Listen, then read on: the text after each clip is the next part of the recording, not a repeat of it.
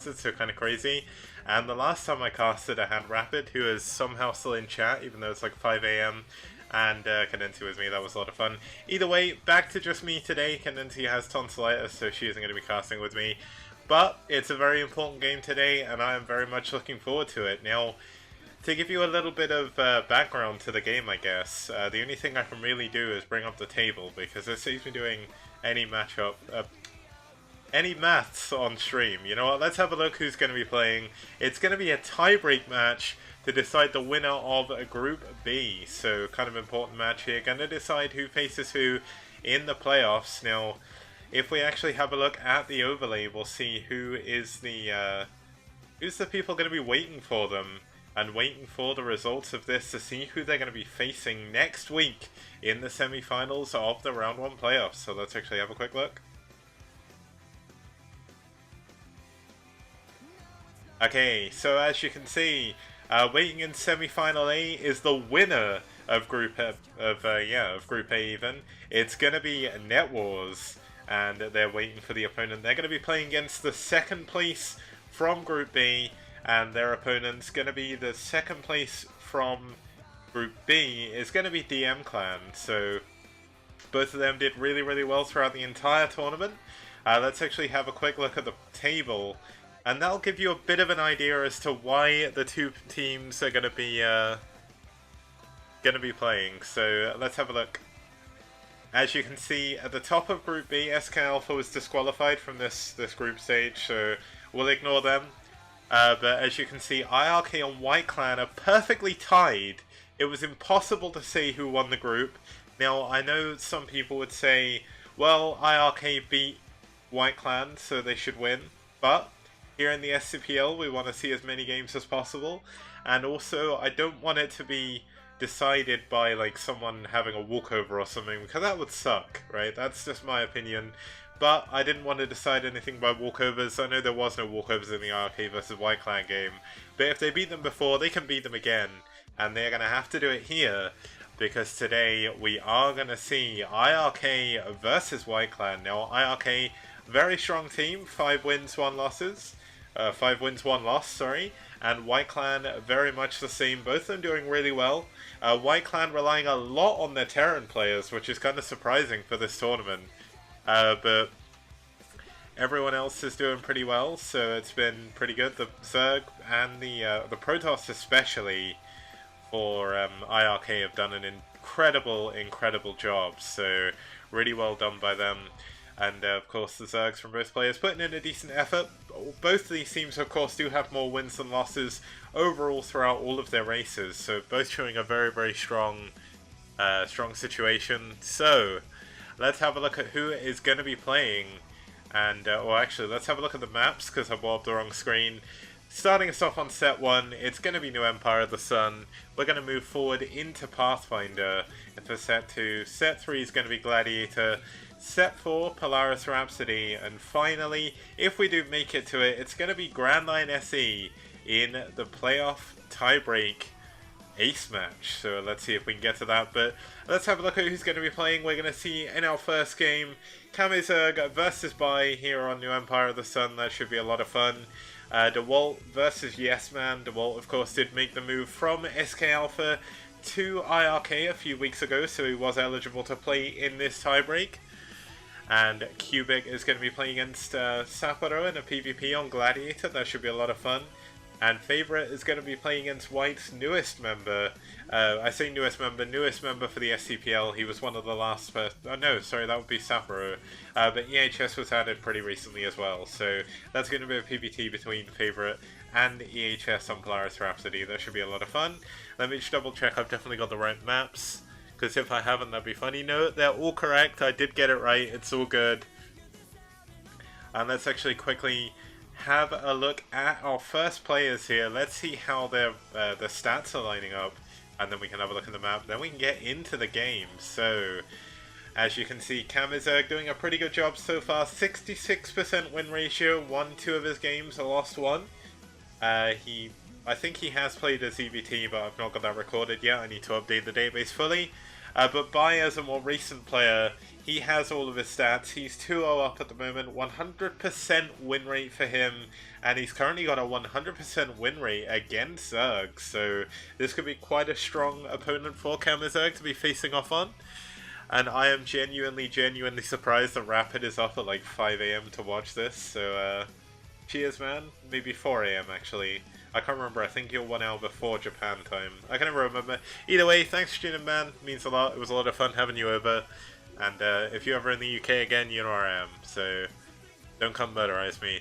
But let's have a quick look at the map they're going to be playing on in the first game. It's going to be on New Empire of the Sun. We've seen a lot of games on it throughout the entire tournament so far. This is actually going to... it's going to roll out with the end of round 1, which will be after the playoffs. But for another time here in the tiebreak, we're going to have a TVZ here. It's going to be a lot of fun. We've had 4 TVZs on here so far, been pretty even.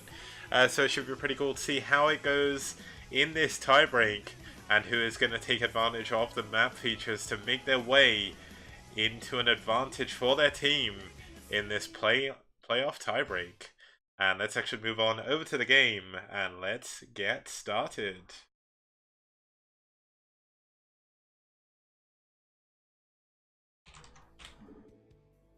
Okay, hopefully the game is going to load up very quickly. This is just my OBS being funny. I can see that there's no game picture. There we go. Starting us off in the bottom right 5 o'clock position, we do have the Brown Zerg. It's going to be Kamizerg fighting for iRk. Currently at 600 APM. There may have been a little bit of lag in this game, I'm guessing. But his opponent down here in the 7 o'clock position, bottom left, we have the Teal Terran fighting for white in the teal. It's gonna be Bai. Now, one thing that white have been doing for some reason is they have KR tags in front of them, so people know they're playing against a Korean player, I think. Just so they can be a little bit more sure that they need to be careful with their English and stuff like that, so... very considerate of them. Now, white, obviously, they've been a very strong team throughout the tournament. iRk, as I did mention before, did beat white. So Seoul couldn't beat white, but iRk did. And that did put them dead even as we went into this tiebreak, which is why we're here today. Otherwise we would have been on the playoff semi-finals this week, but delayed everything just to get this tiebreak in, as I wanted to make sure we saw as many games as possible, got the most fair outcome going into the playoffs as well.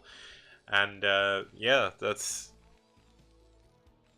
the I've completely lost my words. You know what? It's been nearly a week and a half since I last casted, and I've forgotten what I'm doing. Like, it's kind of worrying. But Kamizerg starting with something very, very standard, going for a 12 hatch. Now, unfortunately for him, he isn't actually cross-positioned, so Bai, if he wants to, if he was doing something a little bit more aggressive than he is, could have opted to try and do a bunker rush here, but he is going to go for an 11 racks, not an 8 racks. It's going to make it a little bit harder to do that, and we should see the spawning hall coming up very shortly as well. Yeah, there we go. Just as I click on over, that drone finishes that up. Now, in the absence of STPL, I've been sort of wondering what the hell to do, because I've spent the past 7 weeks, or 8 weeks I guess now, casting 3 days a week, some days 4 when I was doing Habatyu as well, and I've been doing a lot of organising and everything like that. I did have a little bit of a break after last Friday, so that was quite nice. We went to London on the Saturday and watched the ASL from my jail cell on Sunday. That was when Rapid and Cadency were here. That was a lot of fun. But yeah, hopefully they enjoyed their time in the UK. Well, obviously Cadency is from the UK, but she is from Scotland, so hopefully she enjoyed all that fresh, wonderful London air with all the pollution in the world. Not my favourite place, I've got to admit, but London isn't too bad. But yeah, other than that, I mean, there's not really been too much going on. I've been playing a little bit of Brood War when I can. I'm a little bit out of practice, because where I've been casting so much, it's been hard to find the time to play. Now, one thing to note is Bai is going to go most likely here for a 1-1-1 build. He did build his barracks up here and then move it, so that was a lot of time not building Marines. As you can see, he's only actually got 1 Marine right now. He does scout the fact there is a 12 hatch, making it a little bit easier for him to do this. But he does have to be careful. Kamizerg with 4 lings already, gonna try and trap this SCV in any way he can. but Bai doing a pretty good job microing around so far, just trying to keep his scout alive for as long as humanly possible. So important to try and work out when the lair timing is. So important to try and work out if Ling speed comes before lair and things like that as well. All of that does tie into exactly whatever's going on, but has Bai actually seen this? He has not seen the lair yet. This could be a very big moment. Can he get the snipe with the drone? Yes, he can! What an amazing move there by Kamizerg. Now, Bai could possibly be feeling that this is a little bit suspicious, but we're going to see him add a bunker on it immediately, about 100 minerals here. That's going to allow him to survive against any possible Lingolins. And no, I was in fact wrong. He's going to be going for bio. He just delayed some of his marines. But here we go, he's sending out another SCV immediately. Wants to make sure he sees exactly what's going on. Doesn't want to get blindsided. And Kamizerg's Lings are in the wrong place right now to block this. He needs to try and stop this SCV getting in. But with this scout, Bai is going to know that there's no third hatchery. And he's going to know it's going to be a very quick lair tech play. And now this is very much likely going to be for a muta, well, for 2-hatch muta. You can go 2-hatch lurker from here. A little bit harder. Sometimes you will see the... oh, there is a third hatchery. I'm completely blind. My goodness. You know what? It's fine. I don't think Bai's actually scouted that. So that's still going to be a little bit of an advantage for Kamizerg. I can't believe I missed that. But you know what? It's been a while since I've last done this. But it's going to be Aspire. And you know what? It's been like, I don't know, it's been far too long since I've observed a game of Brood War. Like, this happens. It's going to take me a game or two to get back into it. Hopefully, you can stick with me throughout that. But yeah, we're going to be moving on to round 2 soon as well. Obviously, the playoff semi-finals are going to be next week. The playoff finals will be the week after, and then round 2 will start 2 weeks after that. So, I've already announced the map pool for round 2. I think it's actually a pretty cool one. I know there's been a couple of people who've been like, ugh, don't like that map pool, but it's the SDPL, it's a team competition, and it's all about what the captains send out on what map. Yes, there could be a map that's slightly imbalanced in favor of one race, but then we'll see how the teams react. Do they send out a sniper on there to try and snipe the anti-sniping race and things like that? There's a lot of strategy coming into it. And that's one of the major things that sort of happens with team leagues, and one of the reasons why I like them so much, and one of the reasons why I wanted to host one. With the Spire finishing up shortly, we should see 9 Mulis popping at once. You can see Kamizerg getting ready with his minerals and gas. Really, really important timing to be able to hit. So really well done by him. And Bai, meanwhile, is adding up to his 5th barracks. He's going to have his range likely on the way. Yes, he is. His stim will already be done. And this is going to be the moment that Bai is going to try and push out ever so slightly onto the map. Just to see if he can clear some of these links. Try and force the Mulis away from his base while he does get these turrets up. But the timing of these turrets, I wouldn't say perfect, but they do finish just as the Mulis get out. And that's a great scan. Going to see exactly where the Mulis are. And as you can see, Bai sitting just outside of his base, trying to intercept these Mulis, trying to go into his main. And this is going to allow him to do a little bit of zoning there, but there we go. As you can see, lots of fire going down on the Mulis, but they are going to get past it. They're going to get into the main. There's very little anti-air defense here. Just the Marines that popped out of the barracks. There's a lot of damage coming down for Bai. The turret is not going to finish. Oh, but the other Marines and medics are moving in to try and intercept. Such a great move by Bai. These Mules are stuck between a rock and a hard place here as they try and get out. They're going to take some extra turret fire as well. Oh no! You need to move your Mules away from there! He's taken so much extra damage. And that is going to be something that he does not want to be taking. As you can see, he's getting ready to take a third base, but he's going to have to build some more Mules now. He's got 4 sunken colonies up already. He's got some Hydros on the way. Going to be able to build some Lurkers. And going to be 5 and 6 creep colonies being added, but one option Bai has is he can go to the top right. Oh no, the Mulis are going to get caught off guard again. A little bit of miscontrol there. I even had a Ling scouting for that, so a little bit unfortunate. And that's just one of the many things that can happen when you're playing Brood War. There's a lot of stuff going on, especially when you're playing Zerg in the early game. I suppose this is more the mid-game. But both teams jostling for position on the middle of the map. The Hydralisks are not going to be able to turn into Lurkers by the time these Marine Medic get up there. And this base is going to be forfeit. I mean, you can't even block this, I don't think, with Lurker eggs. There we go, he's cancelled it immediately. He's trying to hide the Hydralisks to try and build the Lurkers, but I mean, these are going to go down. Unless he's got drop, which would be highly, highly unlikely. Oh man, he's going to try and do it. No, it looks like he's just going to forfeit these. There's not really too much he can do. With losing those mutants before, he does not have enough to engage this. But the important thing is, even though Kamizerg's been blocked from his third base, he does have the ability to now go into Hive just off of 2 bases. Not the most economical of choices, but it does work out sometimes. He does have 4 Sunkens and 2 possible extra ones, so it's going to be very hard to break him. And Kamizerg looks like he's going to send out some more units. Another Overlord going down in the top of the map, though. And that's going to hurt Kamizerg even more, as he has to spend more and more resources on just Overlords. But finally, the Mutalist count has been replenished. I believe there's about 9 Mutalists here. I'm completely wrong. There is 11 Mutalists here, so they're going to be fully stocked, fully replenished. And it looks like they're going to go in for the kill. They're going to go for the snipe on the turret. Really nicely done, but losing a Mutalisk for just the turret, not the best of choices. And he's trapping his Mutalisk in the corner again. Kamizerg with a little bit of miss micro once again, being a little bit too greedy with his Mutalisk, getting a lot of SCVs though. But is this going to be enough damage? Kamizerg has a lot of units going up to the top left, knowing that there could be a possible third base location up here. And that's going to really hurt Kamizerg. Where is he realistically going to be able to expand? He has very little gas right now for Hive Tech. You do really want to be getting that extra third gas.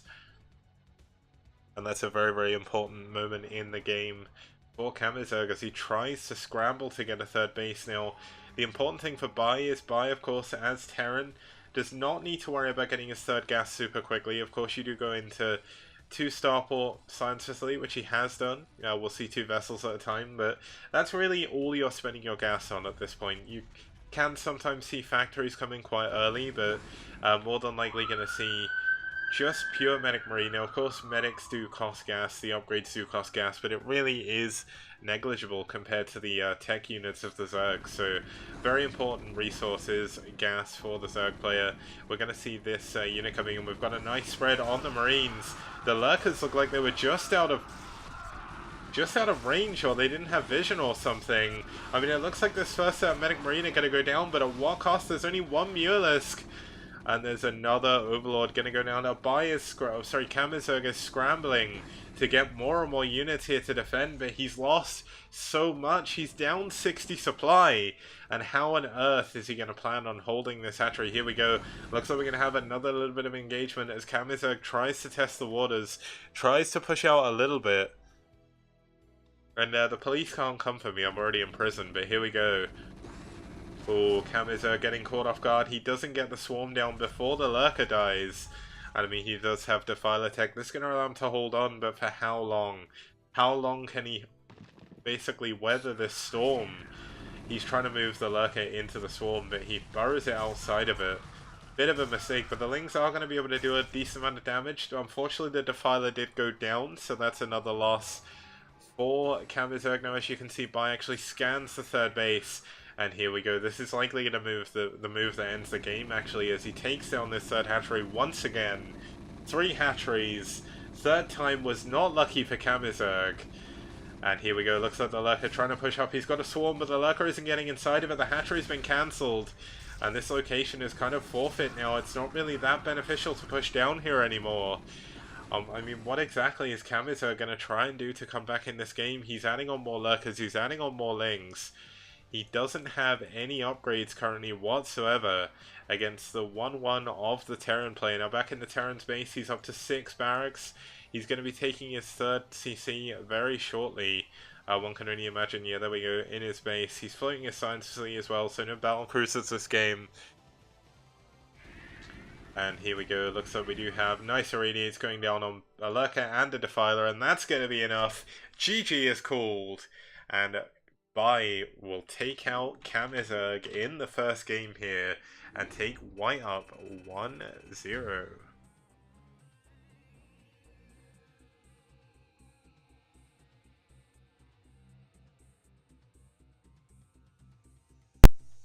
I mean, unfortunately, that was a little bit of a straightforward game. It was a fairly quick and easy game for Bai. He did just play by the...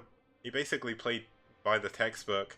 and unfortunately, Kamizerg was a little bit greedy, a little bit, trying to think of the right word, but a little bit over-aggressive with the muteless early on, lost a lot of them, and that sort of spiraled out of control as he got later into the game. He didn't really have enough to ever really deal with the Marine Medic threat in the middle of the map, and he did lose his initial third base, so a little bit awkward for him. But still, well played by Kamizerg, well played by Bai as well. But that's of course going to take us 1-0 in the series, so let me quickly bring up the intro, and we'll be back in just a moment for Game 2. See you soon. Okay, hopefully I don't blue screen.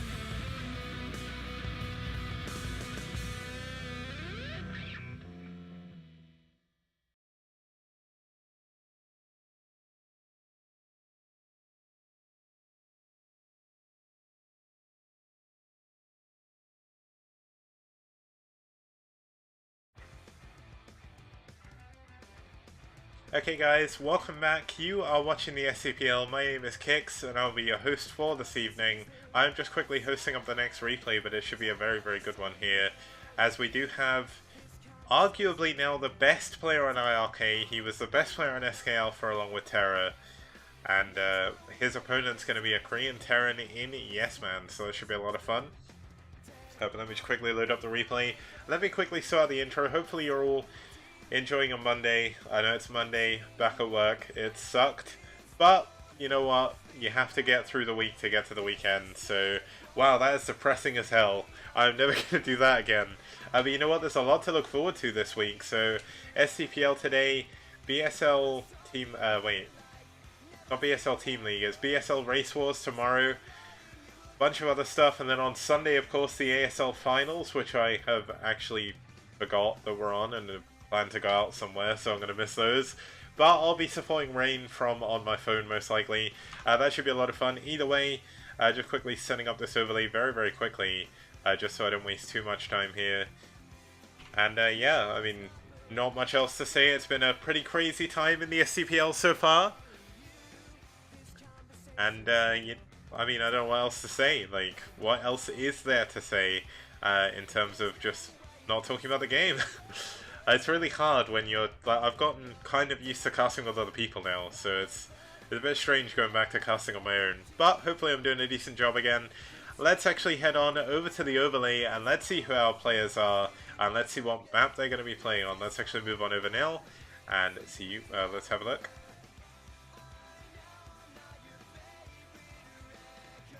Okay, so as you can see, it's going to be, well, we're obviously iRk versus White. And it's going to be DeWalt versus Yes Man. It's going to be a PvT. Now, DeWalt's stats haven't carried over, but he was something like 6 for 0 before when he was on SK Alpha. So, insanely good job by him.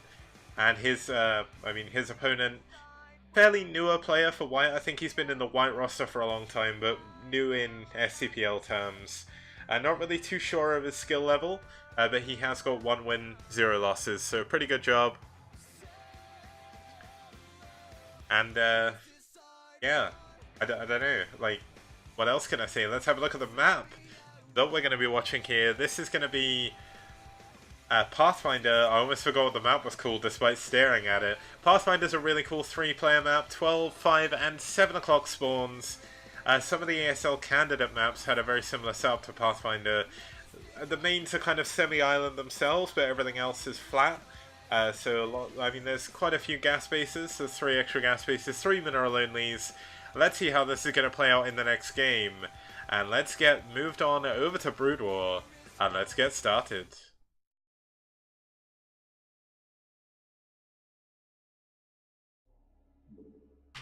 Okay, so starting us off in the 12 o'clock position, his team is up 1-0 currently.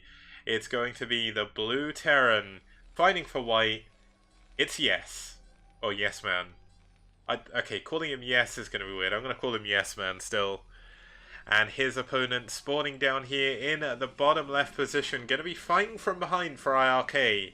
It's going to be arguably at the moment the best foreign player, the foreign hope, the Protoss hope.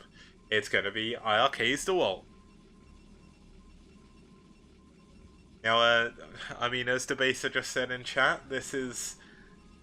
Well, you know what, I can't say it's one of my favourite maps in STPL because all of them are my favourite map. I am so bad at, like... One of my biggest problems is I can't pick favourites, so I just pick like 20 number ones, you know?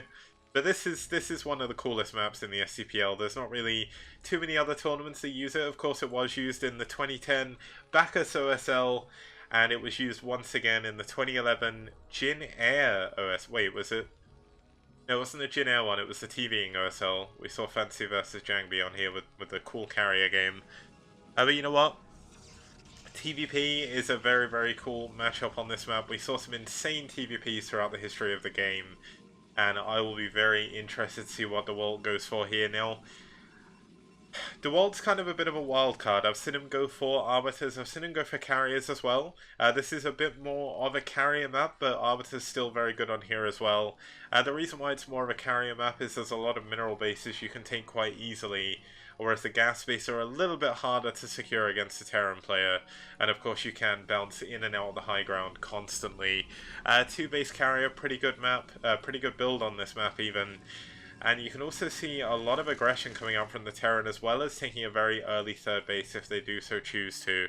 It's not actually that difficult to do that. You could, especially in these positions, you'll see that the third base for Terran is actually going to be up here, and the third base for Protoss is going to be down here. So it looks like they're lagging just a little bit. Now, unfortunately, that could come into things just a little bit.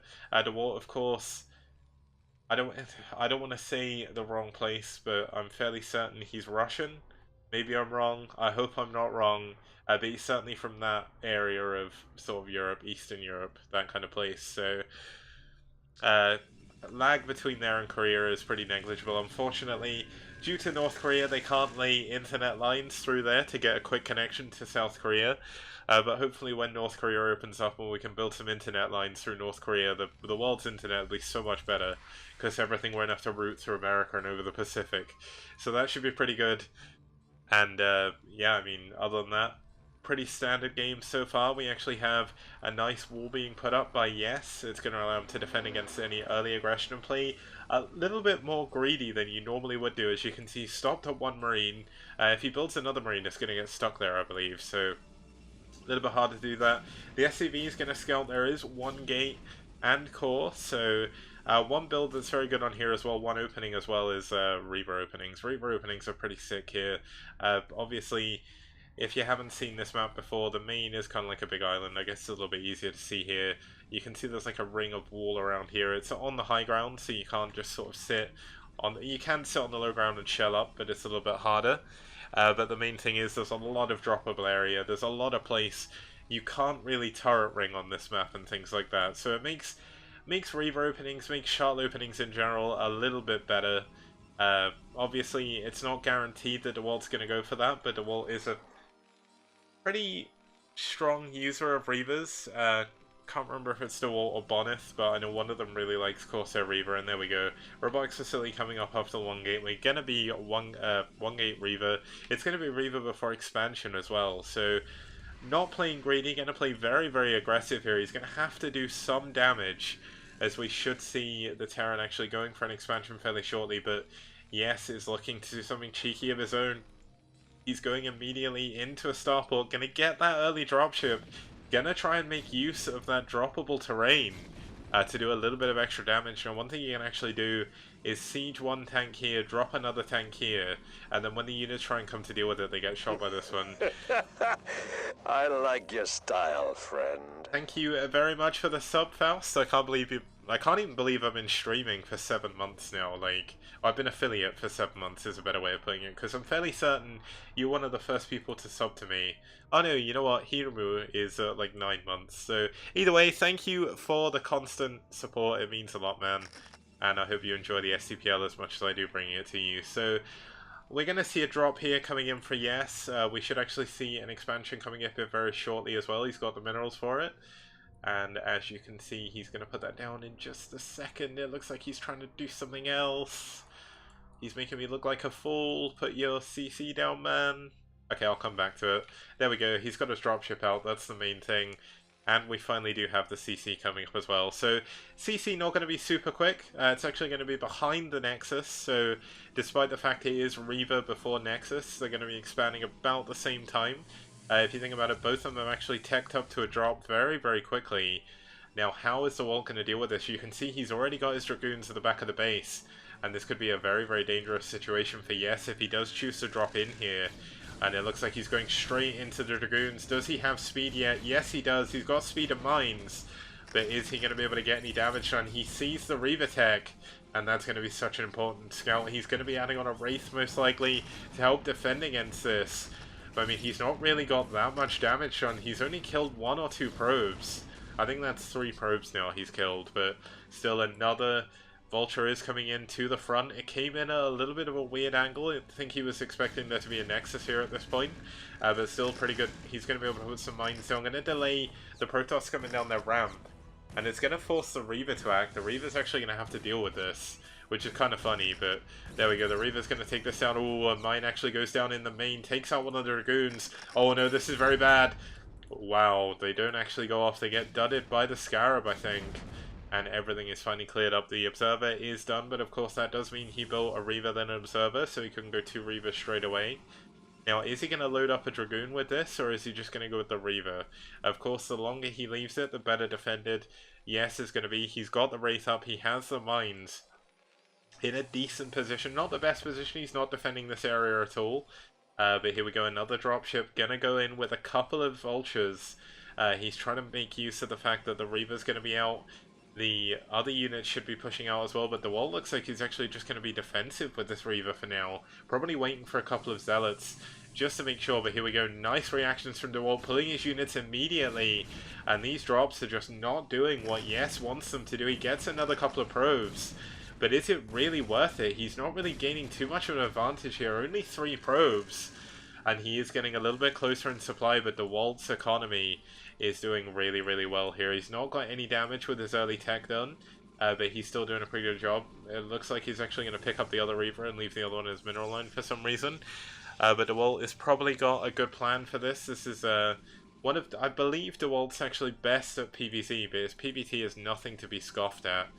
Now this is kind of funny. All these Dragoons are kind of sat back because he's not too sure where the units are.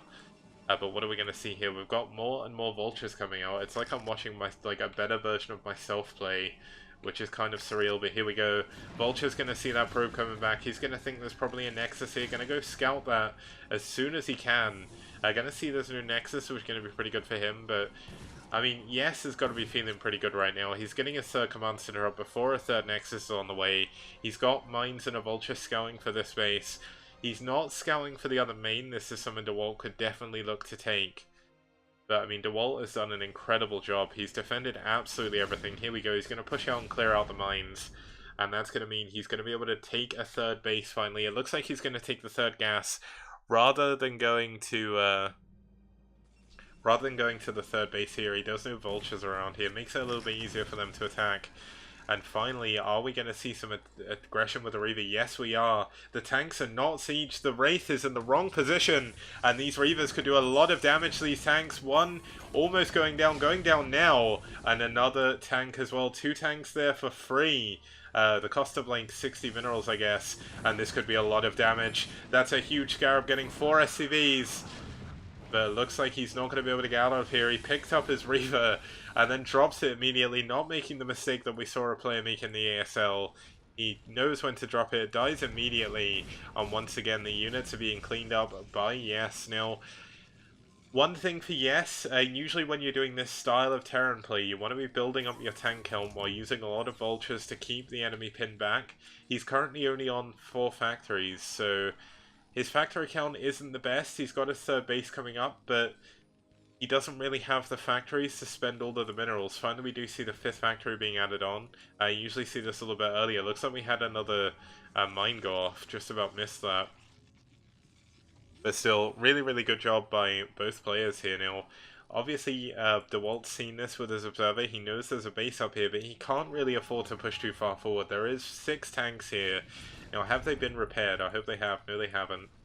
Yes, it looks like this one has, but the other ones haven't. And that's a shame. Like, I like seeing repaired units. Repaired units just adds on to their value. Of course, Protoss do have shields that regenerate, but that's not too important right now. Now, what tech choice are we going to see from DeWalt? It looks like he's adding the Citadel. He's got the Stargate coming along. It's likely going to be, due to the fact he's adding the extra gateways on, an Arbiter Tribunal here, but when is he going to add it? What upgrade is he going to go for first? Is he going to go for Stasis, or is he going to go for a very early recall? Now, one thing is, yes, is very, very heavily turtled back, and, well, apparently not anymore. And here we go, a nice 4 Zealot drop to counteract the drop from the dropship. Where is the Wraith? If the Wraith can come in here and take down that shuttle, this could be a very dangerous position. It looks like we're going to have both players out in the middle of the map. Is White going to see this? Yes, yes is. And, oh yes he is, I guess. And as you can see, Siege is up. He's got a nice tank spread, making it a little bit harder. Oh, and the shuttle does go down with the 4 Zealots in. But here we go, more Dragoons actually moving around the top. Looks like they're shooting down the supply depot for some reason. But yes is forced to bring units back. He has to try and defend against this, or he's going to lose a lot of SCVs. Sadly, though, the Dragoons are not target firing where they really want to. They want to take down as many SCVs as they can. Floating building going down, I only imagine that was the engineering bay. But this is going to be a problem. If DeWalt lets Yes take this position behind his mineral line, he could actually lose his natural. He's at least going to lose his mineral mining. And there we go, a nice scan actually going down. DeWalt has all of his units out in the middle of the map. I think he's figured what's going on. He's pulling back now. But is it going to be quick enough? He has to push through a very weird choke to get there, but the tanks are unsieged. Can DeWalt get any damage done before the tanks siege up on his mineral line? It looks like he's going to have trouble here.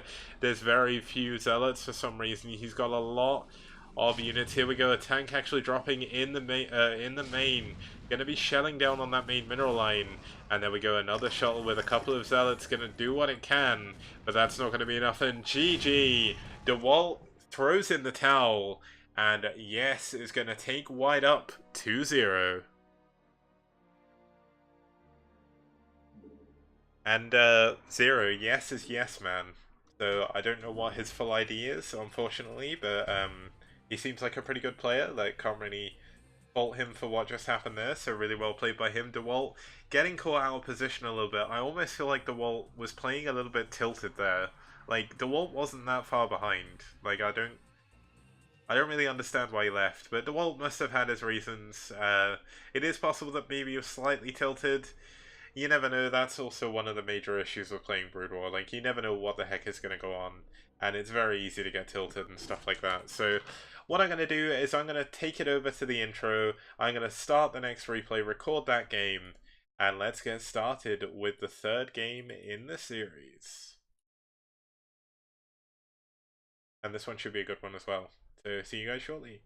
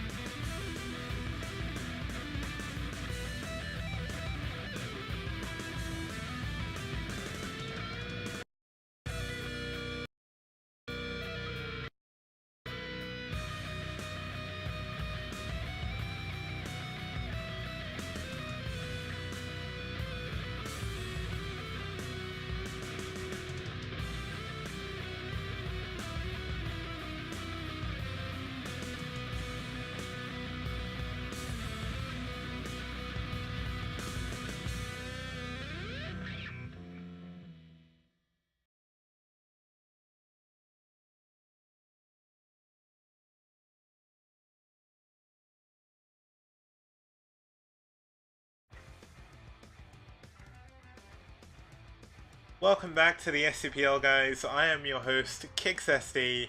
Joining me in future should be Cadenzi as well, but she had tonsillitis this week. And joining me last time was Rapid, so that was pretty cool. That was a really weird experience for me, but it was really nice. I'm glad they came over. It was a lot of fun that weekend. My house felt so empty once they left.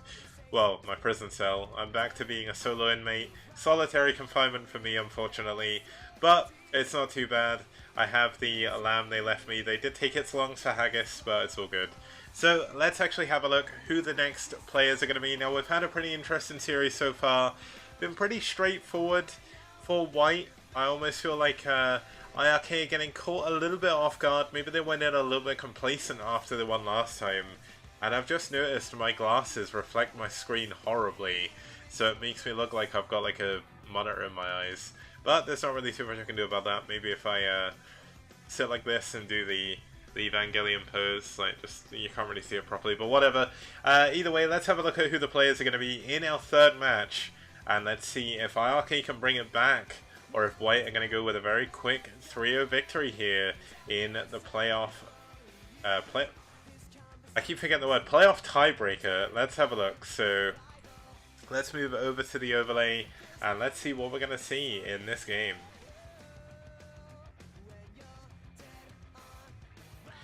Okay, so as you can see, fighting for iRk, we're going to have Cubic. He's done a pretty good job so far. He's 2-0 up in his games.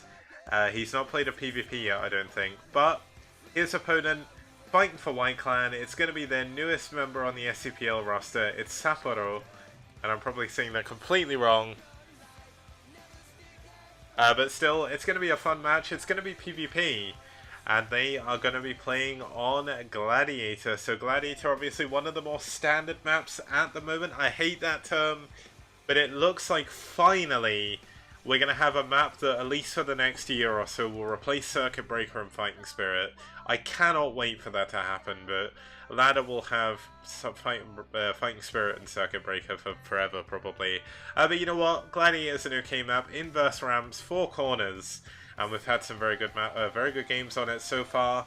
PvP, of course, not affected by the map stats, but PvP on Gladiator Zartosis, we'll say, is a little bit coin flippy, but it doesn't have to be. You can see very cool macro games in PvP as well. PvP, of course, going to be coming up for the ASL Finals on Sunday, so that should be a lot of fun. Hopefully I didn't spoil anything for anyone, but if you've not seen the semi-finals by now, then unfortunately you are beyond saving. But either way, it's going to be iRk fighting for their life in the series against White. White is going to look to close this out. It's going to be on Gladiator. We're going to have 2 players. Let's get going with the next game. Okay, I didn't swap quick enough.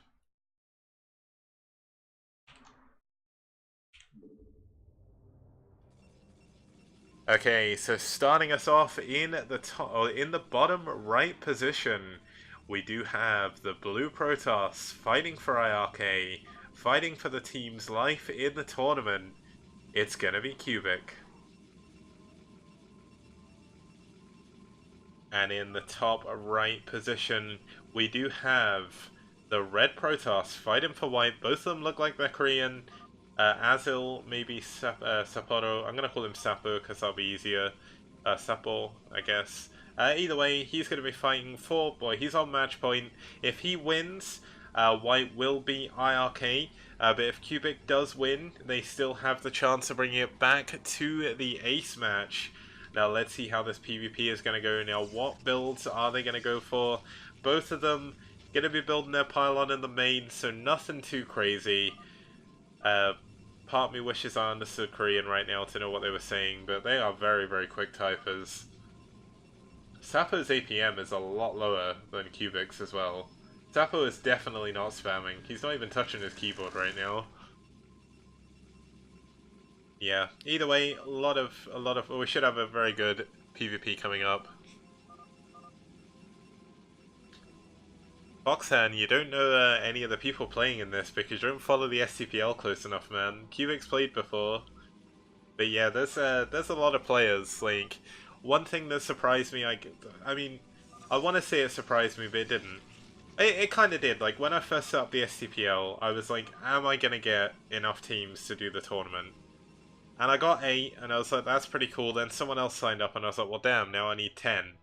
And then I got to 14 teams. Like, 14 teams, every team has at least 5 players.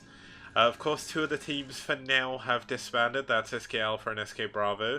So in round 2, we're likely going to be going to a 12-team tournament. That's a little bit unfortunate, but possibly Media are going to be signing up. I'm not too sure, but throughout the next few weeks, I'm going to see if I can get 2 replacement teams. Now, both of them have gone for Gateway Gas into Core. We do actually have a Zealot coming up for both of them as well, so pretty much exactly mirror builds. Looks like Cubic's build is ever so slightly ahead. He is up by 1 probe at the moment, so that's pretty good for him. He is supply block though. Looks like we are going to have the same problem for Cubic here, but... yeah, sorry, I said the same name twice. But yeah, as you can see, Cubic's build is ever so slightly ahead. He's 1 probe ahead for the moment. Looks like maybe that could be another unit. I know, it looks like due to that mini supply block, Sapo is actually caught up here, and that's going to allow it to be a little bit more even. Of course, in a mirror matchup, your economy is pretty much like the deciding factor early game on whether or not you win. Of course, your build does come into it, but more than likely, a lot of the time, it'll come down to who exactly scouts first, who has the most information, who manages to squeeze out the most workers in a quicker time before going for any aggression and things like that. So it looks like we are actually going to have a very, very late scout on Cubic here by Sapo. That's going to be a little bit unfortunate. He's not going to know what's going on. He's not going to see this the second and third gateway. Meanwhile, oh no, this could be very bad. We are going to have DTs from Sapo. Is Cubic going to get a Robo? If he does not get a Robo, Cubic is going to die. This is very, very unfortunate. This is one of those coin flippy moments that you can have in PvP. I'm going to keep an eye on that minimap to make sure I don't see any, or don't miss any extra buildings going up. But this could be a pretty bad situation. Now, if you do go DT, and the player does go 3 gateways and that's it, then you do just die, pretty much. Like, you can try it the best you can to hold on with DT, or with Dragoons on the ramp while you rush out an Observer, but the slower this Robo is, the more and more pain he's going to be in. Here we go, the Templar Archives is on the way. And Cubic is not going to be able to do anything about this. He needs to build a Robo very, very quickly. It doesn't look like he's added on any extra buildings. He's not even being aggressive. This is a pylon.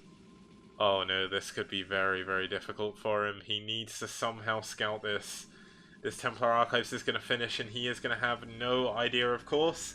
The lucky thing for him is there's only going to be a single DT at a time, and Sapo is going to expand behind this, so he's not going all in. He's going to be building a Nexus here. I think there's just enough room for this Nexus here. Oh man, is there? Yeah, there is. Okay, he built that perfectly. I shouldn't have doubted him, but here we go. We're going to have the aggression coming up for Cubic here. Is he adding on a Robo yet? No, he's adding on another pylon. Oh no, he's going to have to do critical damage here before the DT gets involved, or he is going to be in a world of hurt when the DT gets to his base. But here we go, we've got the Dragoons pushing in. He's going to trap him on his ramp. Now, does Cubic see that glimmer? Does he see the DT? The DT, of course, has just shown itself. It's attacking the units. But here we go. Looks like we're going to have Cubic's units trying to get down the ramp. He's trying to do as much damage as he possibly can before the DT gets to his base. Now, is he rushing out a Robo? Or is this a Forge? I would imagine this is actually a Forge. I can't click it, though. There we go. It's going to be a Forge. It's going to be too long before he gets a Robo. But here we go. The probes have actually been pulled to try and deal with this DT. Deal with the Dragoon even. This is going to give him the time he needs to try and get the anti-DT defense up. And this is a great Dragoon dance by him. But here we go as Dragoon gets stuck. But there's another lot of Dragoons going for this Nexus. This is a lot of damage going down. Could Cubic pull off the build order loss into a win? He cancels the Nexus. Such a huge move and such a huge moment for Cubic. He is continuing to put the pressure on. There is nothing Sapo has to defend. He's got 2 DTs, but they're going to take a while to at least kill the Dragoons. Oh my god, could Cubic actually try and snipe some more probes? Does he have any DT defense at home? It looks like he should have a cannon in his mineral line at least. He's going to need a couple. He's going to get a few probes, but he's going to get another one. Nice target firing. That's 6 probes, 7 probes, 8 probes. 9 probes overall so far. Really, really nicely done. And here comes the DT. There's a cannon at the top, a cannon at the bottom. And this DT is going to try and do what it can, but it looks like it's going to go down. Now, Sapo is trying to expand behind this. He's adding on 2 cannons just to try and defend. And it looks like this gateway is not going to go down. This cannon should finish in time, although it's going to be very close. DTs do an insane amount of damage. That's 37 to buildings every single hit. That is just ridiculous. It looks like it's a mix between 37 and 30, but that gateway goes down. This gateway is going to go down as well. This is such a topsy-turvy game right now. Cubic looked like he was going to put it back. He's at a supply lead, but he's in a lot of trouble now. He's in a world of hurt. His other gateway is going to go down, and these gateways were his his pathway to aggression. And here we go. Looks like he is going to be able to save this next one. He needs to be careful though. Another DT coming in from behind. Can it get the damage done on the mineral line? It looks like it can't. And another gateway goes down. Poor Cubic is just being picked apart by these DTs. He's not taken any economic damage though. And that is a very important factor in this game. Now here we go. It looks like we do have 2 High Templar in the base of Sapo ready to defend. He's going to be getting Storm. He's going to likely be getting a Robo as well. But he is of course on 2 gateways now. He's ahead in production. In fact, he's even now. But with an Observer here, he's going to finally be able to clean up these DTs. And I mean, 2 DTs on the ramp, that's going to block anything getting out, but they're going to die to the Dragoons here when the Observer gets here. So he needs to be careful. Needs to make sure nothing is going wrong. Now, let's actually have a look at how this is going to play out. Now, is Cubic going to go for the counterattack? He needs to be careful. He needs to try and expand himself, though. Because the longer that Sapo has a second Nexus, the more probes he's going to be able to produce, and he is slowly going to be able to get an advantage here. Now it looks like Sapo is searching around for a hidden base. He wants to make sure he's not going to lose to anything stupid. And scouting around is the hallmark of a good play. Now, of course, not only is this good scouting, it also allows him to block in any possible expansions at these locations a little bit later on. Now, it looks like he's going to sack this DT to try and get the pylon. It's probably not going to be able to get out as long as the Dragoons get here quick enough, but this pylon could actually go down. As I said, DTs do an insane amount of damage. And is that DT going to be able to kill the pylon? Looks like the high ground advantage may actually allow him to do it. No, 12. 1 hit away from killing that pylon. That would have actually supply blocked Cubic. But luckily for him, he is going to be able to fight for another day. Going to save that pylon the best he can. And oh my god, here we go. The other DT trying to come back in, trying to do as much damage. And there we go. It looks like we're going to have the DT going down immediately, getting 1 hit down on the Dragoon, but of course that was just the I've forgotten the word, just the shields. And now this is the dangerous minute. We have a... Oh, this could be actually very, very good for Cubic. He sees the shoal. Can he get the shoal? There's 2 High Templar in here. Oh my god, he's going to get the shoal. What a great move by Cubic to move out when he did. And that is such an important moment in that game. If that Storm Drop had managed to make it to this location, there would have been a hell of a lot of dead probes. And Sapo could have actually won the game off the back of this. Now, what does Sapo have to defend? He has 2 Storms, 2 Dragoons, and 3 Cannons. Is this going to be enough to hold on to his base? Another 2 Dragoons coming in from the bottom. A nice Storm going down. Another nice Storm. But microing out of it is Cubic. He's pushing up against the cannons. And he is doing a lot of damage to the units. I like your style, friend. Thank you very much, Groglog, for the sub. But here we go. Nice defense by Sapo. Gonna give Sapo the supply lead for the first time in this game. And, I mean, he's trying to still push in. He snipes the cannon. He sniped a lot of the units. Is this going to be enough to push in? Cannons do an obscene amount of damage. 20 damage per hit on these Dragoons. But the cannons look like they're going to go down. What, realistically, does he have to defend this? A Templar with Storm. A nice Storm, but the Dragoons do get out of it. And he's going to take down this other cannon as well. Sapo is relying on that cannon to hold his base. It's going to be 2 Dragoons against 2 Dragoons. Looks like we do actually have 4 or 5 gateways in the main of Sapo now, and 4 or 5 in the main of Cubic. It looks like he's going to round his 6th and 7th as well. And Cubic looks like he wants to put on more and more aggression. He's trying to micro his Dragoons the best he can. Doing a really, really nice job moving the damaged Dragoons backwards. Sapo has nowhere to hide, nowhere to run. And oh, this shuttle could actually get sniped. The probes have been pulled. This is when you know things are desperate. He is not going to be able to get another storm out. I don't think he's so close on both of these Templar.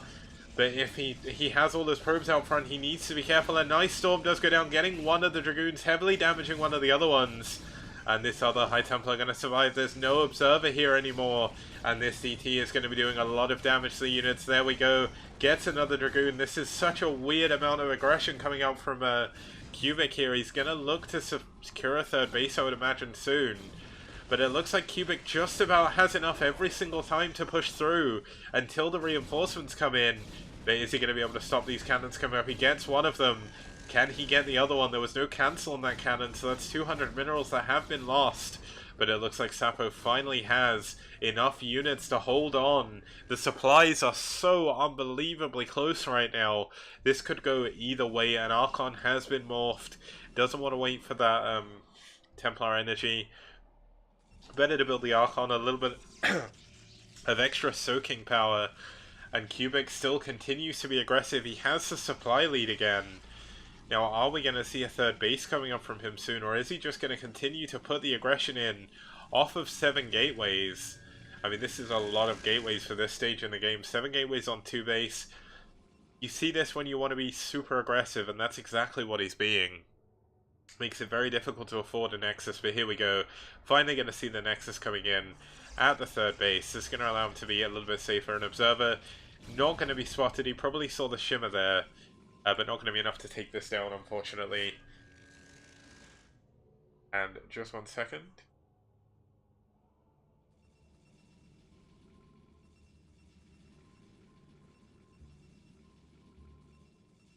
That was annoying. I felt like I was going to sneeze and I didn't. So I muted my microphone for that. Oh well. But yeah, Sapo is trying to build up again. He's sort of reclaiming... he's regaining the supply lead slowly but surely. He's only 4 supply behind again. He was behind by about 10 before, so very, very close game. Now, we have all of Cubic's army going over for this DT, but he's going to have to be careful. Look at this. Sapo knows the pylon is there. He's going to go directly through the gap, and this could do a lot of damage. Is Cubic going to be ready for this? He's trying to over-prepare for the DT, and he's not preparing for this storm drop. And oh my god, this is a lot of probes. What is the reaction going to be like? How is he going to do here? Looks like the reaction is perfect. Look how quick that reaction was. The Templar are going to do absolutely nothing. Such perfect reaction times by Cubic. Wow, what an amazing pull away. That could have been Sapo's ticket back into the game, but no. With perfect reaction time, Cubic pulls away his probes, storms do absolutely nothing. Of course the Templar are going to be able to come back later on, but as you can see, Cubic is now ready for this. He's got his units back to defend. Looks like Sapo is finally going to move out on the map now. Sapo looks to be taking the 3rd base at the mineral only. This is a little bit safer for him to take, but of course he doesn't get the benefit of the gas. Now this DT going to go down before it can get into the base. Does see that there is a base there. But did we see any upgrades? So there's actually 0-0 on Cubic's army, 0-0 for Sapo as well. Both of them have been very heavily focused on building units. Not really been able to do too much, but he's pushing in just before +1 from Sapo finishes. Is he going to have enough to get through, or is +1 kicking and going to do a lot of damage here? Nice storms going down. No storms for Cubic. And what amazing, amazing storms going down so far. That's a lot of extra damage on Cubic's army. Now Sapo on 1 attack now. Cubic is going to be forced to retreat, and Sapo takes the supply lead again. Of course, Sapo is behind on bases. Looks like he is actually going to take this base up here. Now it looks like we did... Okay. Looks like I may have missed a storm drop, but he did pull his probes away again, so... Sorry I did miss that. That's why Cubic was a little bit, out of, oh my god, I'm losing words today. Words are just not my forte. +1 upgrade going to come in for Cubic as well. Now, here is the moment where Sapo can try and make use of this advantage he has. He takes out the Observer in the middle. Cubic is going to have the high ground, but his army is significantly weaker. He doesn't have nearly as many tech units. Does he actually even have a Templar Archives? He finally does. He's only now just getting stormed 16 minutes into the game. And the brute force style Cubic has been using up until now may have met its limit here. The more and more storms that come in, the more... could even see some Reavers coming in here as well. Going to be another shuttle. But the more and more splash damage that comes in, the weaker and weaker the army of Cubic gets, until he can get his own splash damage.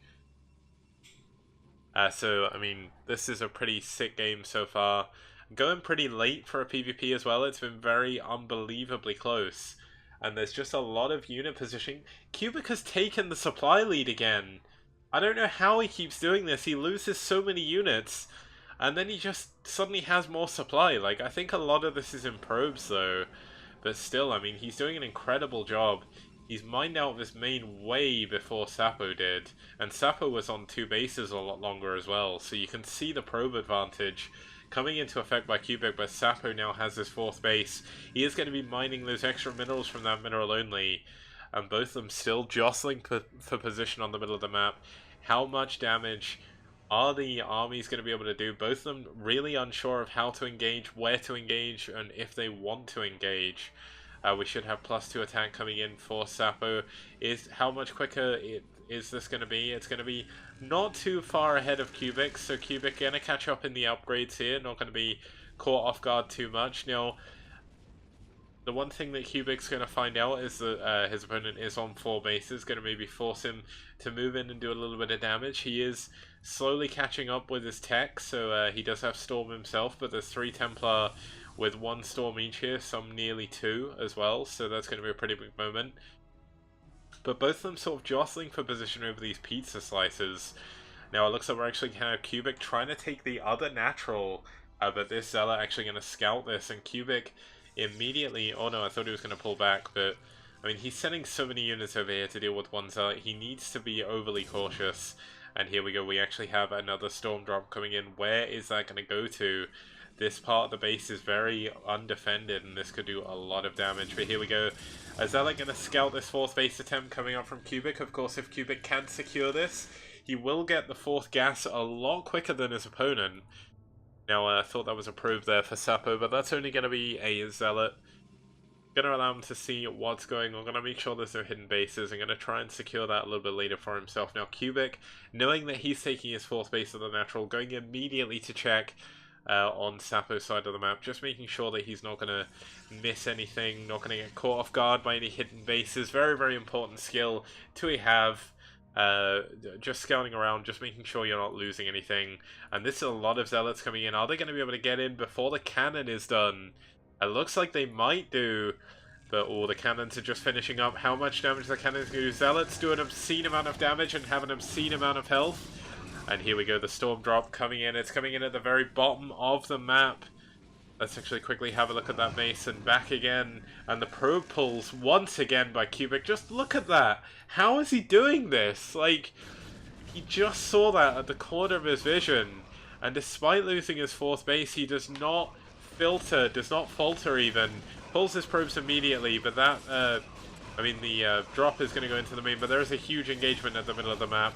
It looks like the shot actually went down in the main.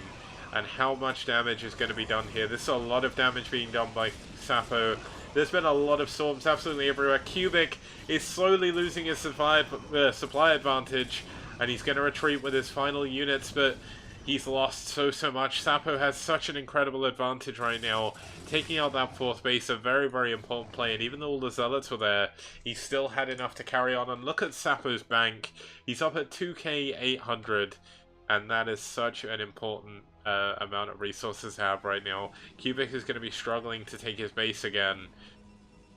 And Cubic could actually lose his 3rd base. This, of course, is match point here for White. If Sapo can get in and do the damage here to this 3rd base, he will end the game. Cubic is about to run out of minerals at his natural. He's out of minerals in his main. And this all comes down to this. The probes have been pulled. They're trying to force the Zealots away from the Nexus. These are +2 Zealots. +2 Dragoons are coming in to defend this, but it looks like the Nexus is going to go down. It's going to be so close, but can he do it? Yes, he can! The third base has been sniped. Cubic is going to be forced to build another Nexus. That's 400 minerals. He cannot afford right now. And, I mean, Sapo has taken an incredible lead in this game now. And that is going to set him up to take white 3-0 in the series. It's been an exciting series so far, but of course there was a fourth game played as well that will be casted afterwards. So there's no need to worry, we will see that as well. Won't really come into things too much, but I'm still going to show it off because they did play the game. But unless Cubic comes in with a miracle here, Sapo is going to win this game. So I'm usually not the sort of person that likes calling things too early, but Sapo is in such an incredible position now. Cubic is actually going to take another Nexus here as well. He's going to double expand. This is the sort of move you need to make. When you're behind, you have two options. You either go all in with your army, or you mass expand. You try and play as greedy as humanly possible and hope that the opponent does not do enough damage to you in time to counter. But it looks like Sapo with a huge, huge army. Going to be getting +3 attack very shortly. No, actually, I am incorrect. No +3 attack either by Cubic at all, because he can't actually afford it right now. But I mean, Sapo is just doing his best to secure his other bases. You can take this base. Gonna take the other main as well. And he is just in an incredible place right now. There's not really too much that Cubic can do. He's still trying to macro up. He's of course very, very far behind right now, and this Zealot could actually seal the deal on its own. This of course isn't Zealot tight, so that's not really going to do too much. And these probes going to scout the Zealot. How is he going to hold this? If he sends too much of his units over, Sapo is going to move in for the counterattack. Now interestingly, both of them have very, very low vision. Like, it's a PvP. I think Sapo, I think Cubic even doesn't even have an observer at this point. He lost all of his observers. So he's got very little map vision. He doesn't know what's going on. I don't know, I'm losing my words. I can't really think of what else to say. Like, Sapo is just doing the best thing he can possibly do. He's playing from ahead, so he's playing to get more ahead. He's adding a lot of cannons to defend his other base. Going to be very, very difficult for Cubic to actually move in to deal with this. Now, Cubic was for a moment on even bases, but he won't be on even bases for long, and here we go. There's a lot of storms here from Cubic. This could be the deciding factor in this engagement, but neither of them want to risk it. Cubic knows he can't engage this army. He knows he's very far behind. But Sapo does just not want to throw the game. Like, he's doing everything possible. He's waiting for +3 attack, I would imagine, which should be finishing up shortly. No, he's going to move in at the anti-timing just before his upgrade advantage kicks in. He is going to be pushing into the high ground. Let's zoom out just a little bit. And a lot of storms going down on a lot of units. This could be the deciding factor, but there's a lot of Archons left over. A lot of Dragoons going down to storm, but look how many Archons are left for Sapo. The army of Cubic has been completely decimated. Zealots in the mineral line as well. And that is going to be the moment that seals the deal. I mean, there was an amazing amount of storms going down by Cubic there, but it just wasn't enough. The high ground advantage was not enough to keep him alive. And more units actually taking down this third base as well. GG has been called by Cubic, and Sapo will take the series 3-0 for white.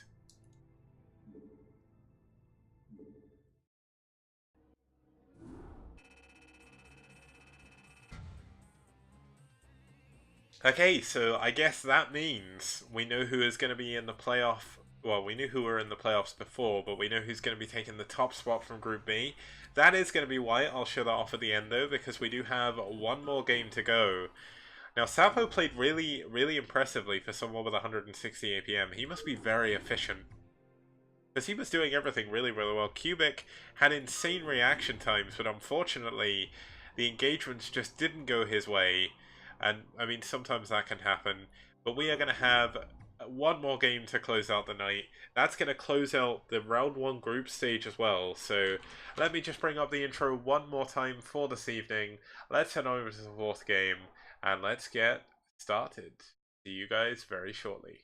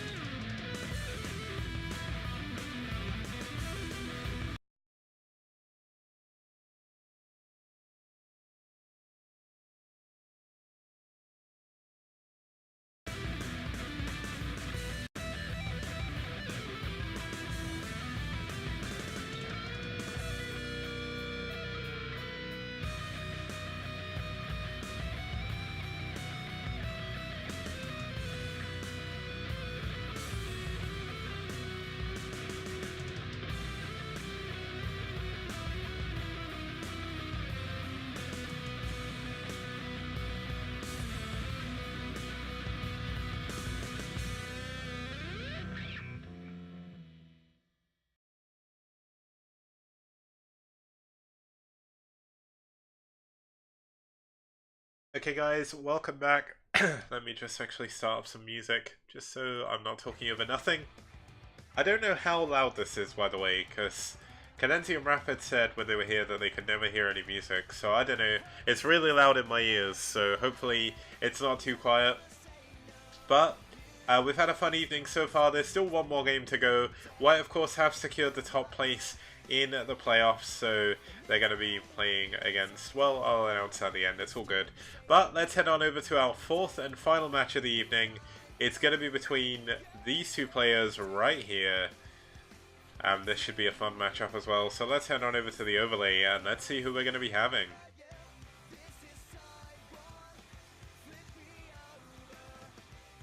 As you can see, we're going to have fighting for favourite, fighting for a little bit of pride in this tie-break match. It's going to be favourite. Now, favourite 4-0 currently in the SCPL. He's had one win versus Terran. And his opponent is going to be yet another debut player for White. It's going to be EHS. Not sure how good EHS is. I've not seen him play so far. So, you know what? Should be a lot of fun. Now, I just saw Faust say in Discord that he's for hire. No, you are not, man. You are the head of the Foreign Boudoir clan, and you are not dropping out. You better not be dropping out, you clown. Quite literally. But, hopefully, I mean, I see that, someone said that the volume was good, so that's good. So, let's have a look at what map they're going to be playing on. It's going to be Polaris Rhapsody. Now, Polaris Rhapsody, a very cool two-player map. Could possibly be seeing this in something Blizzard-orientated at some point. Matt Sherman and Grant Davies did put a poll out on Twitter, what's better, this or Third World? So, could be interesting to see what this is going to be used for, and what we could see in the future, I don't know. But, it's of course going to be iRk Favourite versus EHS. Now, TVP on this map so far, been fairly even actually, 3 for 3, perfectly even should I say. 3 for 3 so far, pretty good map for both races. Of course you have the double gas bases in the 10 o'clock and 5 o'clock positions. They do come into the game pretty fair, pretty often even. There's some pretty interesting map splits you can get on here as well. Pretty decent map for carriers, but not the best. I'd say this is better for arbiters. But you know what, there's so many mineral bases, carriers are pretty good on this as well. So, rather than waste any more time, I've not really got anything else to say about the map. Not got really anything else more to say about the players either. Let's head on to our fourth and final map of the evening. Is Favourite going to be able to bring this back to a 3-1? Or is EHS going to take this to a 4-0? Let's have a look. Let's find out. And let's move on over to the game.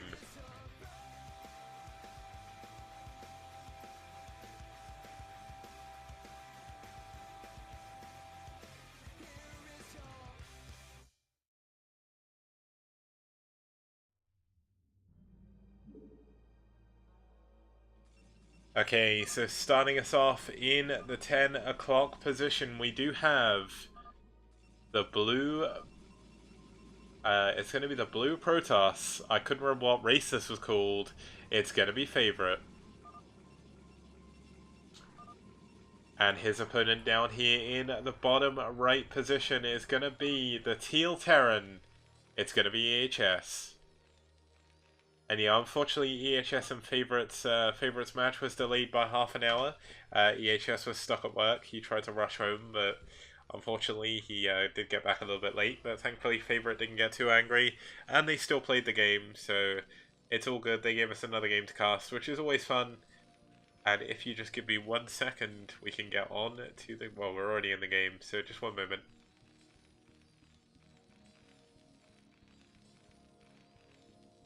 Now, one thing I have noticed, not that I have a problem with this, but the viewer count's been a little bit lower this time. I think it's where I've been a little bit less active over the past couple of weeks. People have kind of forgot that the SCPL's on. But moving forward again, so next week on Monday, no, on Wednesday and Friday, we're going to have the playoff semi-finals. Then I'm thinking about doing the finals live the Sunday after, although I'm not entirely sure about that yet. So until we get there, we're not too sure, but either way, it should be a lot of fun. Then after that, we're going to go back to normal operation Monday, Wednesday, Friday. That's going to be the group games for round 2, and that's going to be a lot of fun. Of course, there's 4 rounds overall in the SCPL. 1 round of Winners League, that's going to be round 3. So Winners League is the all-kill format. So you announce 1 player, and each team announces 1 player. Then you play in order your games, so you can pick whoever the loser team gets to pick the player. The maps are all predetermined though, so no weird map shenanigans like someone picking Fighting Spirit. Not in this tournament, not ever. It's SDPL, it's a Kicks League, it's not going to have Fighting Spirit in it. You know what, maybe it'll turn up in the grand finals, I'm not too sure, but Fighting Spirit's had its day. I want to see some more maps. I want to get people used to playing on more maps as well.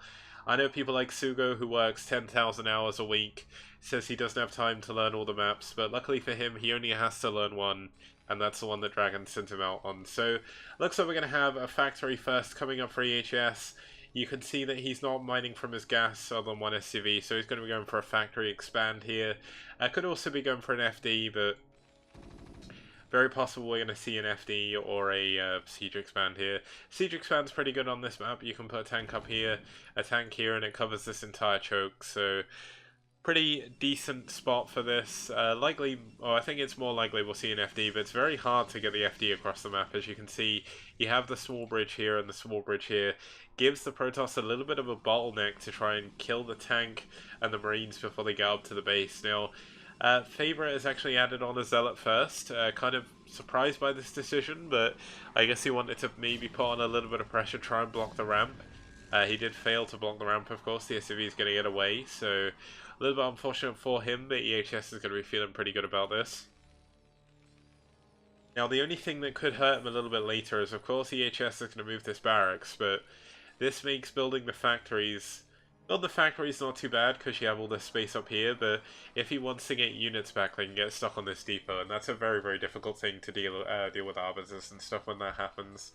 Like, as hard as it is to believe, like, you can actually lose games because your units get stuck and don't defend the recall well enough, but I don't think we'll see that here, but it could possibly happen. Now, of course, we do have the emergence of the total recall bug.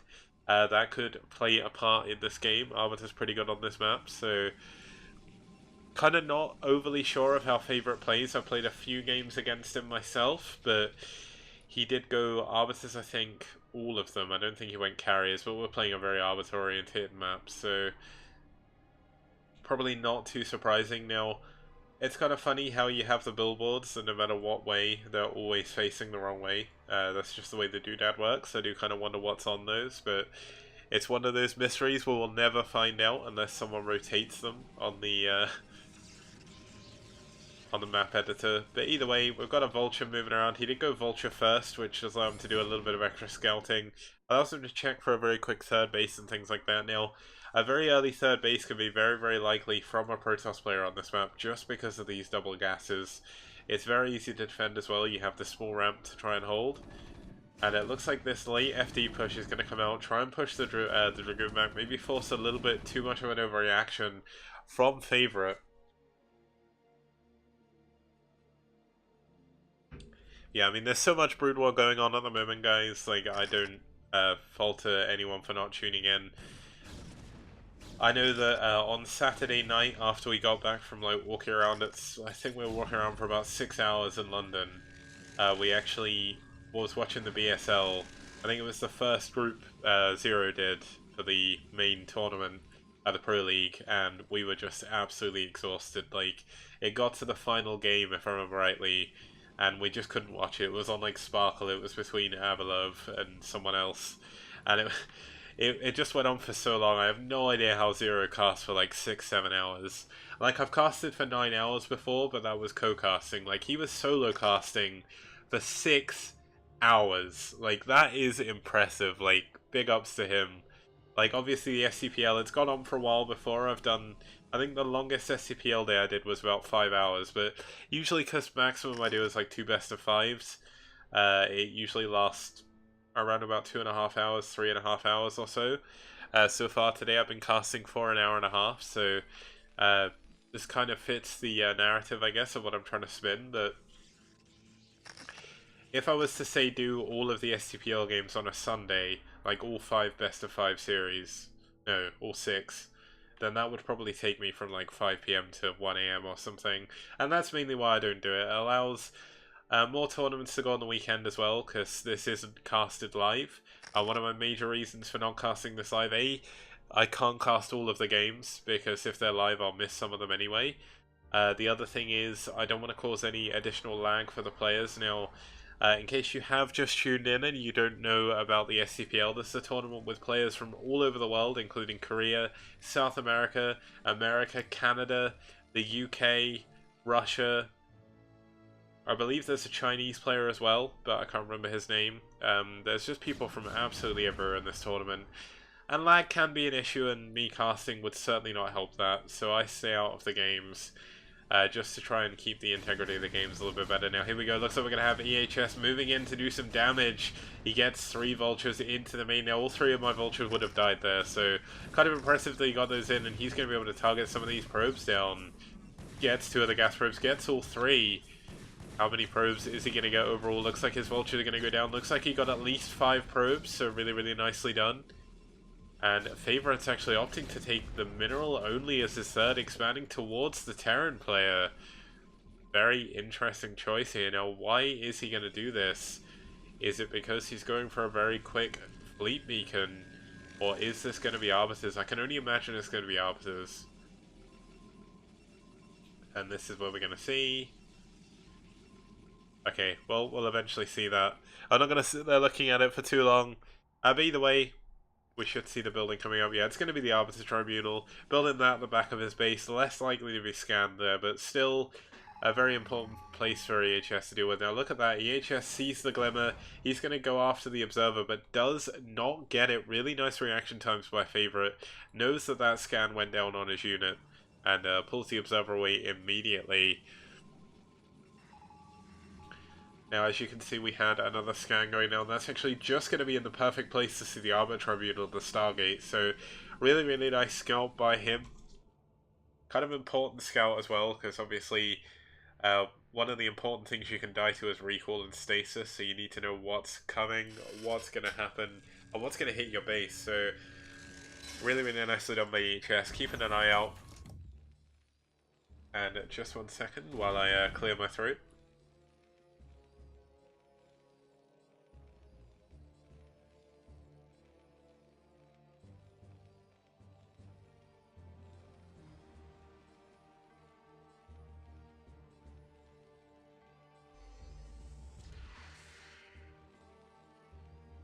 Yeah, sorry about that, guys. I don't know why, but I've explained this many, many times.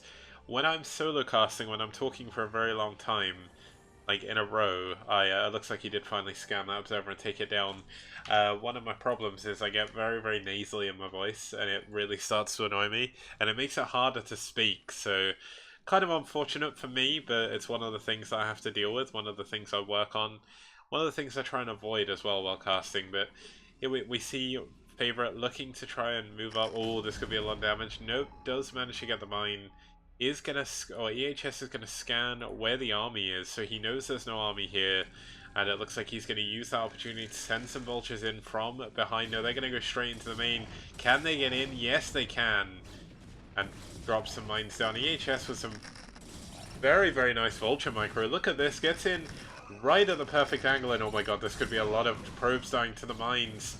Nice mine drag, but look how many probes this vulture's killing. And there we go, he's only going to get, I think that was about 4 or 5 probes. Looks like another couple of vultures did actually go down to this base. They were cleaned up, but... Wait, did he lose all of his probes there? He can't have done, surely. Oh, but more and more vultures coming out. Now, one thing that EHS is doing is he's taking his third base behind this. And the fact he's using his vultures so well means that Favorite has to be on the defensive. He cannot afford to leave his base. And there's mines absolutely everywhere. Let's actually have a look at the map vision by EHS. He knows all of the locations where the Protoss can actually leave. Now, of course, it could be that we will have Recall coming in. Thank you very much for the follow. I didn't quite catch your name there on OBS, but it does mean a lot. Thank you for supporting the STPL. Let's actually have a look. Look like we're going to have Favorite moving out on the map now. Does EHS see this? He does now. Now EHS is caught in a little bit of an awkward position here. This is in the middle of the map. Not the best position for him to take the engagement. And the Dragoons are actually in a pretty weird position. They're not really attacking everything. A lot of the units getting caught off guard, but more and more units coming in from the back. Is he going to be able to do enough damage? Favorite looks like he's losing all of his army, but a lot of the tanks have gone down. Is this going to be enough Dragoons to push through? I don't think it is. Favorite may have just lost too much. Really, really nice trade there by EHS. He does have +1 attack. And we actually have a drop going in the main. 4 kills on this tank, 2 vultures as well. Really, really nice multitasking by EHS this game. He's done a very good job. Oh, this could be a lot of damage going on those probes. But EHS has just been constantly aggressive this entire game. And Favorite is struggling to hold on to this. A nice mind drag, actually taking out a lot of the vultures. A lot of the zealots even. And man, this has been a pretty awkward situation now. What exactly are we going to see here? We have Favorite very, very far behind on units. We've got more and more vultures harassing. He's going back in for more probes. He doesn't care that there's 2 cannons here. He knows if he kills enough probes, Favorite is not going to be able to remax. He's not even had the ability to even think about doing a recall at this moment. He actually lost his only Arbiter, I think, so lost all of his energy. I don't even think he had stasis done. Yeah, so we actually have recall coming in now. I mean, he doesn't really have enough units to do this. Now, look at EHS. He's building a wall of turrets here. He's going to add a supply depot as well. And gonna look to take this as 4th base. It's a very good place for him to hold. He can send his units up here and defend this location, which he is doing. And now, of course, EHS scanning around as well, just making sure he can see what's going on. And, ooh, did that mine actually go off? Yes, it did? No, it didn't. Okay. But on 1 vulture, just being a pain. Gonna force a reaction out of Favorite, but here we go. More and more vultures moving around the map. Very, very nicely done. EHS has just been so active. Like, I am so impressed. And here we go, another dropship coming back in. Gonna drop a vulture behind here. And that's just gonna be very annoying for Favorite. It's not gonna do any damage, but it still forces a probe pull. It forces some lost mining time. And that's something that Favorite cannot afford to be losing right now. 3 kills, 4 kills. Gonna get the 5th one as well on the gas. And I mean, EHS is just doing such a great job. He's pulling his dropship away as well. And what is Favorite going to be able to do to come back in this game? We have 2-1 upgrades done for EHS. He's going to look to push on this 3rd base location. He scanned for the army. He knows there's not any army here. And he could actually just move through here. He's 70 supply up nearly. Favorite is doing the best he can to hold on. But how on earth is he going to deal with this mighty Terran force? His units are split. There's Goliaths chasing down this Arbiter. There's not going to be a stasis. Looks like the Arbiter got EMP'd as well, so this base is going to be forfeit. He doesn't have another base right now that he can really easily take. He's going to have to try and defend this. Maybe he'll try and recall on top of the army or something, but even then, I think his only Arbiter run out of energy. And Favorite is on at death's door. White coming back this time. They lost to iRk last time, not making the same mistake twice. Gonna take them down 4-0 it looks like in the series. Now Favorite is still holding on, but he does not have the power in him. He does not have the economy to pull back against even this many vultures. Like, these vultures could just roll through his army right now. And GG! EHS will take White 4-0 up in the series. And that is going to round us out for games this evening. But don't go anywhere. I still have to announce who is going to be playing who in the playoff finals. So that's actually, well, playoff semi-finals. Let's move on over here. It looks like I've got a phone call, so I'll answer that in a minute. I shouldn't be too much longer. But let's just quickly mute the game sound. Let's start some more music here. And apparently I'm opening the wrong thing. But yeah, that was a really cool game. Unfortunately, Favorite just getting a little bit outclassed there by EHS. EHS doing a very, very good job. Let's actually quickly... What song should I play? Let's play this one. Okay, let's play some Amberlin. It's probably going to mute my VOD now, I don't know. But either way, hopefully it won't. Let's actually just update the results. Let's show them off and let's see who is going to be playing in next week's playoffs and who is going to be playing against who. Okay, so the important thing to note is, of course, that does give us a clear winner of Group B, so that's a very important thing to have. let's actually just update the results. We can have a look at the table as well, just to prove that that happened. And I mean, the teams that played today did a very, very good job. Now, that is going to mean that, okay, graduating from Group 1, advancing from Group 1, Group B even, is going to be in first position. It's going to be White Clan, and advancing from Group B in second position is going to be their opponents, iRk. Now let's see who they're going to be playing against on the other side of the bracket in the playoffs. Let me just quickly set this up. So NetWars, of course, did win their group, so that gives you a little bit of a hint.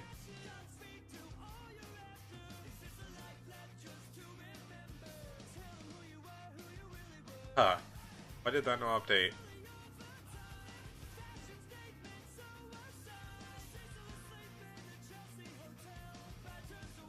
Well, that doesn't work. I don't know why, but I've obviously broken something in my coding today. But either way, let's have a quick look. So let's go back over to the table. Let's show that there was a clear winner in Group B. Show who it is. Let's have a look at the results from today. And let's have a look at who's going to be playing who next week. So I'll post up the map straight after this so people can get their lineups into me by the end of tomorrow, hopefully. Let's move on over to the main overlay for the last time this evening. And let's get going with the final parts of the SCPL today.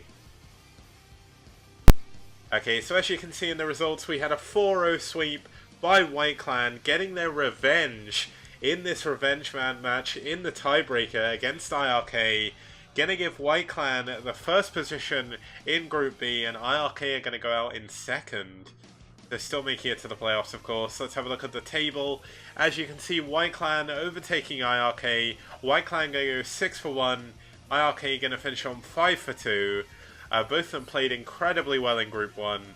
Very excited to see how they're going to do in Group 2. But before that, they are going to be playing in the playoffs. Now, the playoff bracket is as follows for round 1.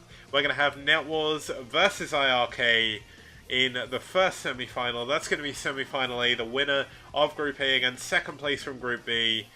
And on the other side of the playoff bracket, we are going to have DM Clan versus White Clan. Now, White Clan's name isn't appearing for some reason. I broke some coding at some point, but that is going to be the playoff. So I'm going to post the maps up straight after this. So don't... Oh, if you are a member of one of those teams, I'll inform you on the captain's chat and everything. So don't worry. But that should be some very hype semi-finals. This is going to be the first time these teams from Group A have met Group B. Now, I've heard a lot of rumours that Group B have been the stronger group. So this is going to be NetWars and DM's chance to prove all of the naysayers wrong. Now, of course, there is going to be another group draw for round 2. That's going to be after the playoff finals. So I'll make sure to do this. The important thing to note is these are going to be best of 5s, the semi-finals. There's no crazy stuff like best of 3, best of 5 yet. But the final is going to be a best of 7. Of course, that is going to be the winner between semi-final A and semi-final B. So we're going to see who that's going to be in 2 weeks. Thank you once again for tuning into the SCBL. Thank you for all the support. Just quickly, I'm going to say a huge thank you to the people who have donated all throughout the SCPL as well. I'm going to check Matcherino just to see if we've got additional donations. And I'll just do a little bit of marketing spiel as well for my own tournament. You know what? I have the right to do that. But the prize pool is currently sat at $1,014.90. What an amazing prize pool. That's just after round 1. There's still 3 more rounds to go. The bottom teams, the bottom 10 teams, if there's still 14, are going to have 1% of the prize pool each, and everything else hasn't been decided. But a huge thank you to Casbas, Philos, Marky Mark, Tempest, and Grey Shades. I know there's more like Hirmu and some others. If I haven't mentioned you, I do apologize. Let's actually have a look. So it's kind of hard to see all the top donators. It kind of makes it a problem. But thank you for everyone as well who donated $1 through the codes. Hopefully I'm going to get some new codes for round 2. But once again, thank you for tuning into the SCPL. If you did enjoy what you saw, please do hit that follow button. If you do feel so inclined, please do subscribe with your Twitch Prime and stuff as well. That would really help me. I don't want anything from this tournament. I just want people to enjoy it. That's why I'm not going to take Well, at the moment, depending on how big the prize pool gets, I may take a percent of the prize pool myself, but I'll decide all that with the captains of the team, so I'm not going to take anything unless it's okay with absolutely everyone. I want the most, or like, I want all the prize money to go to the players, really. It just depends on how much we end up with. If we can get $4,000, then that would be absolutely insane. But of course we are at $1,000 for this prize pool at the moment, and that is pretty huge. The biggest prize pool I've ever had to give it away. So a huge thank you to the donators. It does mean a hell of a lot. Thank you for your continued support. Thank you to all the players for playing. They give us such amazing matches. And let me just actually move back over to the camera for one last moment. Thank you very much for everything. Thank you for tuning in. Thank you for the players. Thank you for the donators. And I will see you next week. That'll be next Wednesday, most likely. Maybe Monday. Seeing how that goes. But we will see you then for the playoff semi-final A. And semi-final B will definitely be on Friday. So, once again, huge thank you for tuning in. And I will see you guys next week. Ciao.